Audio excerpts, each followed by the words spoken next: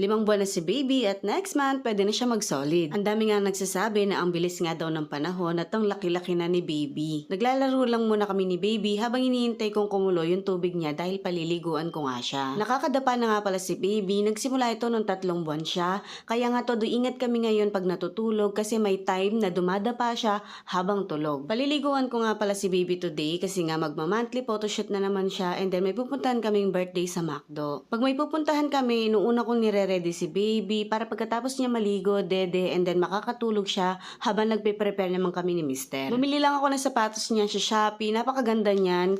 Talagang binili ko siya pang photoshoot niya. Nagdala din ako ng baby wipes niya, yung Yobu. Yan kasi paborito namin dahil makapal. Nalit kami ng konti sa time namin kaya pagdating namin doon, may nakasalang na okay lang naman habang naghihintay kami ng costume ni baby. Usually ako kasi bago pa dumating yung time ng photoshoot niya, namimili na talaga ako ng mga damit niya para masabi ko sa kanila kung ano nga ba yung costume na gagamitin ni baby para sa kanyang photoshoot. Look mga mamis, ang cute ni baby. Actually malaki pa sa kanya yan. Pero pinasuot ko na sa kanya kasi yun yung bagay para sa kanya ngayong 5 buwan na siya. Inaayos ko muna yung damit ni baby tulad ng sabi ko sa inyo, maluwag kasi. Ayan ginawa ko.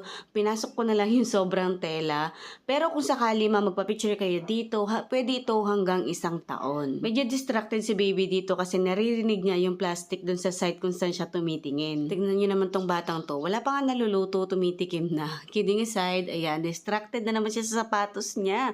Lahat ng bata ganyan daw. Tumitingin talaga sa sapatos o kaya naman sa paa. Yung sapatos pa man din niya medyo malaki kaya talagang sa sapatos siya tumitingin. Pagkatapos ng photoshoot niya, didiretso na kami sa McDo para sa birthday party nga. Sobrang cute ng damit ni baby dito. Alam niyo ba, ang tagal ko na naghahanap ng ganito. Yung polo na Hawaiian, ipapapicture ko sana siya yung parang nasa beach o kaya nasa Hawaii ganon. So buti na lang binigyan siya nung pinsan niya. Kaso nga lang medyo malaki na siya para sa photoshoot na yon. 7th birthday nung anak nung kaibigan ni Mr. kaya pumunta kami. Since meron na nga kaming baby kaya invited kami. Yung mga in-invite niya, yung lahat ng may baby. Sobrang behave ni baby pag nasa labas kami. Hilig kasi niya talaga yung gumala, ganyan. Pero hindi namin siya laging nilalabas. Since baby pa nga siya at hindi pa kompleto yung bakuna niya, natatakot din kasi kami na mahawan siya ng kung ano-anong sakit sa labas. Isa sa rason kung bakit kami pumunta sa birthday party na ito, para magkaroon kami ng idea kung paano nga ba yung birthday party sa Jollibee at sa McDo. Kasi pinag-iisipan na namin